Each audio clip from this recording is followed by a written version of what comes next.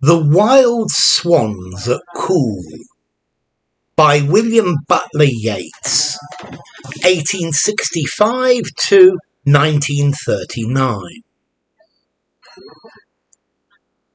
The trees are in their autumn beauty. The woodland paths are dry. Under the October twilight, the water mirrors a still sky. Upon the brimming water, among the stones, are 59 swans. The 19th autumn has come upon me. Since I first made my count, I saw before I had well finished all suddenly mount and scatter wheeling in great broken rings upon their clamorous wing. I have looked upon those brilliant creatures, and now my heart is sore. All's changed since I, hearing at twilight, the first time on this shore, the bell beat of their wings above my head, trod with a lighter tread. Unwearied still, lover by lover, they paddle in the cold, companionable streams, or climb the air. Their hearts have not grown old. Passion or conquest, wander where they will, attend upon them still.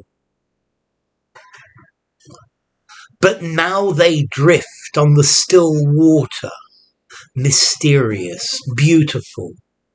Among what rushes will they build?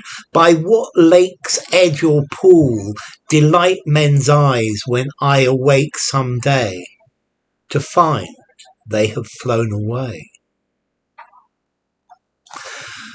Okay, this is a poem by William Butler Yeats. Yeats was an Irishman. He went away, he was born in Dublin, but went away to London when he was very young. He was educated in London and then in Dublin. He's one of the greatest Irish poets. He won a Nobel Prize for Literature, and he served as a senator as well. So what's this poem about? Well, this poem is about the wild swans at Coole. And the speaker, maybe Yeats is the speaker, maybe it's someone else.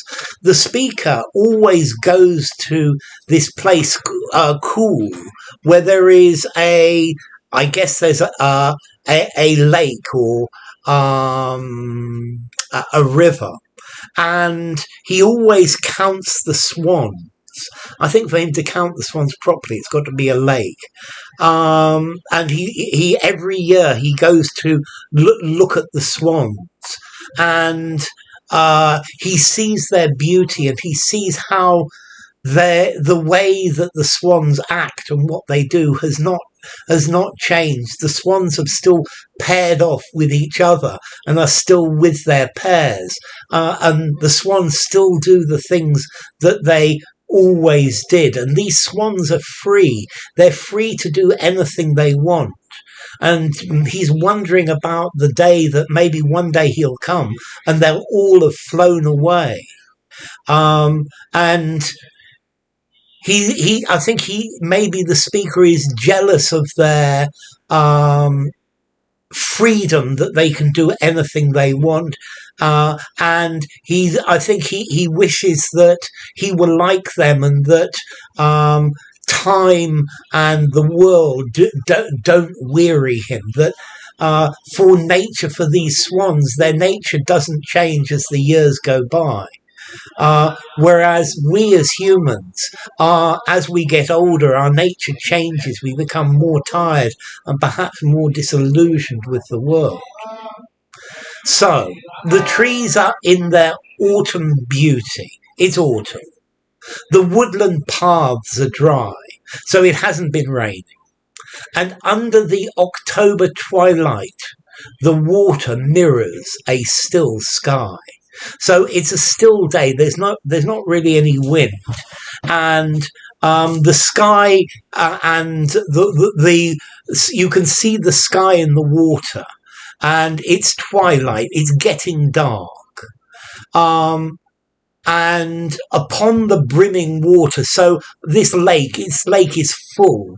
It's full of water. In October, yes, it's been raining, and there's lots of water in the lake. Among the stones are 59 swans.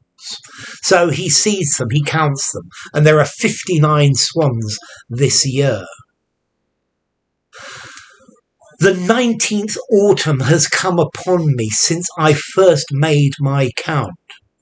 So every year for 19 years, or 19 times, has he come here to count the swans.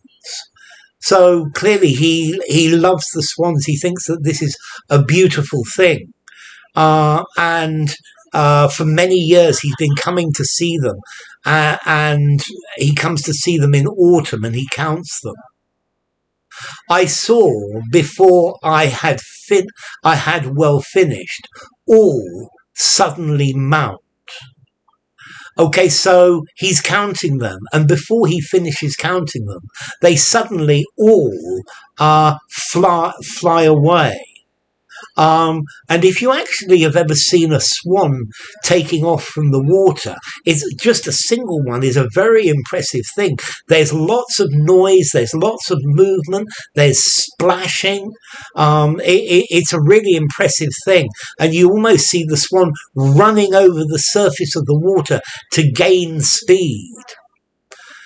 So I saw, before I had well finished, all suddenly mount and scatter, wheeling in great broken rings upon their clamorous wings. So I'm wondering about these wheeling in great broken wings. If you look at the wings of the swan, when they come up, they make almost a circle as they go up and come down. And maybe this is what he means by the great broken wings. Or maybe they are flying round and round on their clamorous wings. I love the word clamorous with the wings, because swans, when they fly, they make a lot of noise.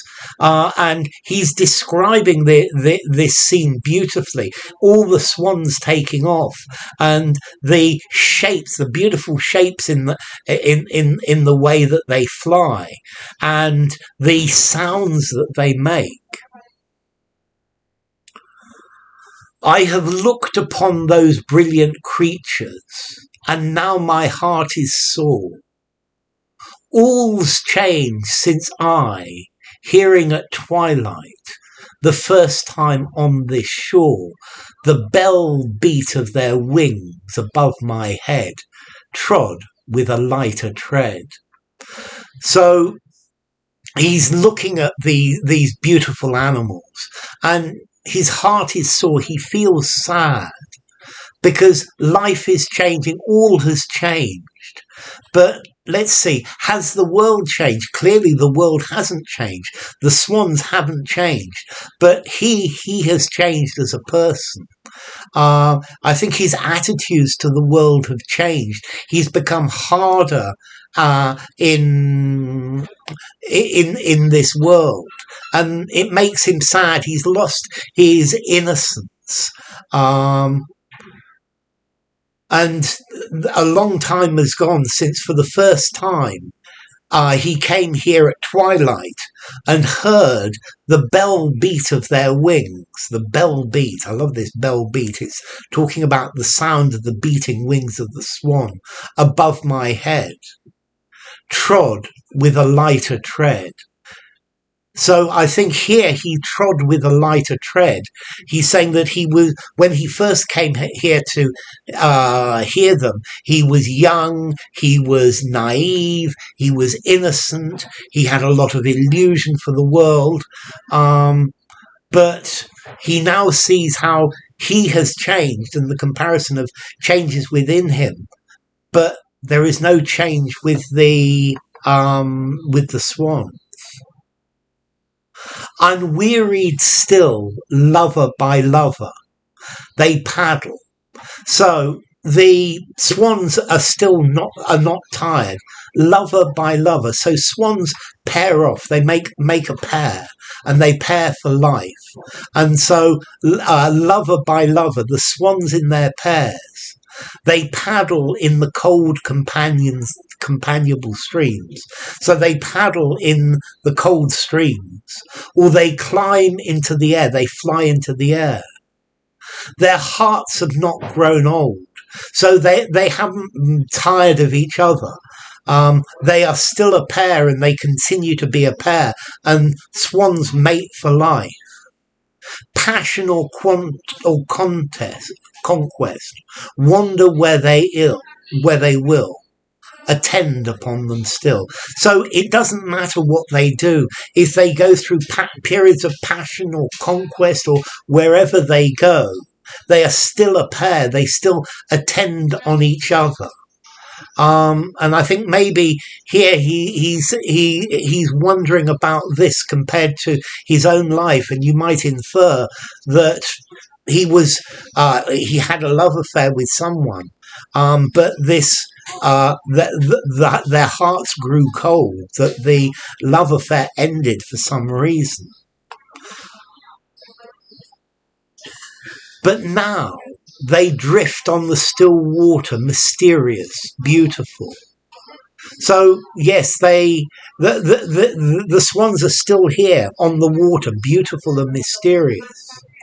Among what rushes will they build? So where will they build their nest? By what lake's edge or pool? So where will they go? Because now he's wondering about them flying away. So among what rushes will they build?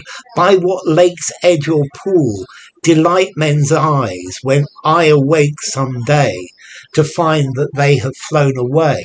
So he's imagining that one day he's going to come here and all of the swans have gone. They've gone somewhere else, and they will build their nest by the rushes of another lake, and they will delight the eyes of other people, and they will be gone. So he's thinking about the world changing for him, but for the swans, they will continue doing what they do, but just somewhere else. So, enough. If you enjoyed the video, give it a rating, subscribe to my channel, and I will see you soon. Bye for now. The Wild Swans at Coole by William Butler Yeats.